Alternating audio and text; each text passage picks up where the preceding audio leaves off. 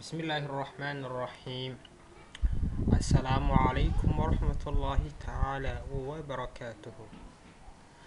daawadayaal waxaan doonaynaa halkan inaan ka bilaabno duruus taxane ah oo ku saabsan cilmiga accountiga anagoo doonayn inaan barnaamijkeena ama duruusta aan ku hadlayno accountiga anagoo aan isticmaalayn wadooyin tiro badan.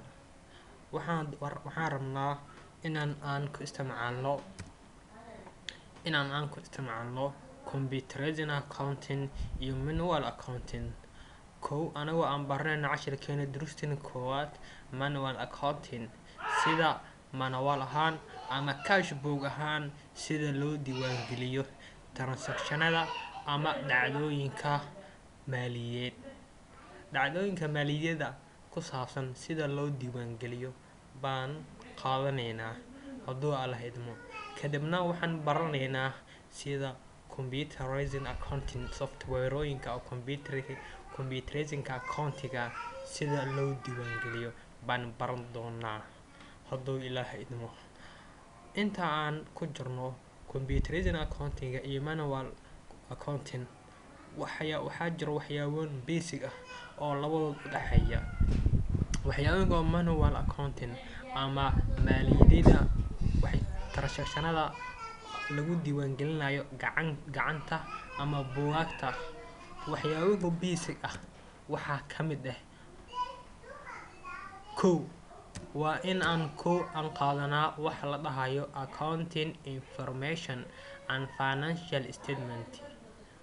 waa maxay accounting? scope accounting waa maxay? branchga accounting leeyahay? yaa isticmaala accountinga? qeybaha accountinga: managerial accounting, governmental accounting, financial accounting, cost accounting. waxaas baan u hadlayaa uses of accounting information and financial statement. chapterka labaad waxaan qaadanaynaa analyzing transactions. how to analyze transactions, yani way classifying, yani waxaan sameynaa classifying inaan kala qaadno dhacdooyinka maaliyadda intuu saameynayo capitalka, ra'sulmaalka shirkadda muu saameynayaa, deymaha shirkadda muu saameynayaa, meeshuu yani transactionka ama dhacdo dhacay maaliyadda meesha ay ku saabsan, yani meesha ay ku saameynaysay positionkeeda ama positionkeeda baan tilmaameynaa. qeybta saddexaad waxaa la dhahayaa accounting cycle. accounting cycle waa accountingka marka aan transactionka ama dhacdooyinka maaliyadda markaan diiwaan gelino. waxaa la rabaa yani in accounting cycle ah. accounting cycle waa in shirkadda profit ama not profit inaan diyaarno. waxyaabaha aan qaadan doono waxaa kamid ah waxaa la dhahayaa income statement, balance sheet iyo maxaa la onerous capital waxaa la oranaya baan qaadanayna insha Allah. waa arkan doono xaskana ayagoo manual baan aan ka qaadan doonaa. completing accounting cycle waa qaybta balance sheet iyo wixii la oran jiray iyo closing waxaa trade balance iyo closing entry waxaa la oranayay. operation cycle and merger operations waa in shirkaddu wixii iibsato iyo wixii sii iibsato ayaan halkan ku baran doonaa. sidoo kale waxaan baranaynaa inventory waxa waaye shirkadda waxay ay sameynaysaa maalgelin. wixii maalgelinta sida maalgelinta loo xisaabo, noocyada maalgelinta ayaan baran doonaa hadduu Ilaahay idmo. cash and receivable lacagta iyo sida loo qabto. current liability and value accounting. yani current account waxaa la qaadanayna current iska dhaaf waxaan qaadanaa liability ayaa waxaa u kala baxay current. insha Allah waan qaadan doonaa hadduu Ilaahay idmo. long term assets waxyaabaha muddo badan jir doono sida long term asset-ka soo xisaabiya depreciation ku imaanayo qiimo dhibiska hoos ku imaanayo sida loo xisaabo ayaan baranaynaa insha Allah hadduu Ilaahay inta aan ku jirno maadadeena manual accounting. sidoo kale waxaan qaadanaynaa waa contributed capital. waxyaabaha ku saabsan capitalka ayaan qaadan doonaa iyo sidoo kale long term liability wax la oranayo.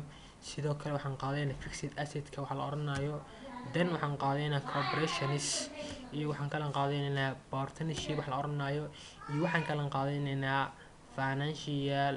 financial performance measurement yani feedbacka oo shirkadda kusoo laabanayso muxuu yahay yani anigu aan isticmaalin vertical analysis iyo horizontal analysis iyo trend analysis waxyaabo la oranayo anigu isticmaalin waa qaybta yani aan ku daraasin doono hadduu ilaah idmo manual accounting ama maaliyadaha gacanta lagu diiwaan geliyo ama buugaagta lagu qoro insha Allah waa inaan ka qaadano waa 15 chapter ama 15 cutub inaan ka qaadano inaan ku fahamso wixii basic u tahay sidoo kale softwares oo computerized accounting softwarada lagu isticmaalayo computerized accounting adigoo yani manual accounting jaltarada aad soo fahmin yani lama qabsi karti softwares computerized accounting yani sidoo kale softwareinka aan ka qaadan doono computerized accounting waxaan kamid noqon doono software soo socdo software kuwaad waa software loo oranayo QuickBook wuxuu yahay basic oo fundamental ah marka qofka uu baranayo computerized accounting kuwa hore waxay fundamental u ahaayeen manual accounting sidoo kale fundamental kale waxaan qaadanaa lahayo battery wax la oranayo baan qaadanaa haduu ilaahay idmo sidoo kale database ka weyn ama yani accounting software weyn oo badan la isticmaalo waa midka la oranayo DAC waxaan daraasinaynaa saddexdan software iyo waa 15 oo chapter oo manual accounting haduu ilaahay idmo cashirkaas kale waxaan aan isku maaneynaa anagoo aan qaadano chapterkiina koowaad kuma santihiin daawadayaal wassalaamu calaykum waraxmatullaahi tacaala wabarakaatuh